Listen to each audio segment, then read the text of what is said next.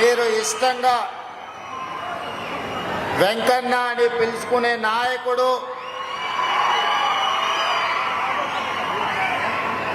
కోమటిరెడ్డి వెంకటరెడ్డి గారు ఎంత పెద్ద కార్యక్రమాన్ని ఏర్పాటు చేసి నల్గొండ గడ్డ మీద నుంచి తెలంగాణ నలుమూలల మళ్ళీ తెలంగాణ ఉద్యమంలో మంత్రి పదవిని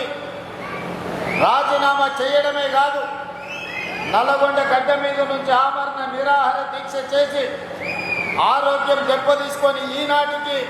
తన ఆరోగ్యాన్ని సంపూర్ణంగా కోల్పోని ఈనాడు తెలంగాణ రాష్ట్రంలోనే మళ్ళీ మంత్రి పదవి చేపట్టిన కోమటిరెడ్డి వెంకటరెడ్డి గారు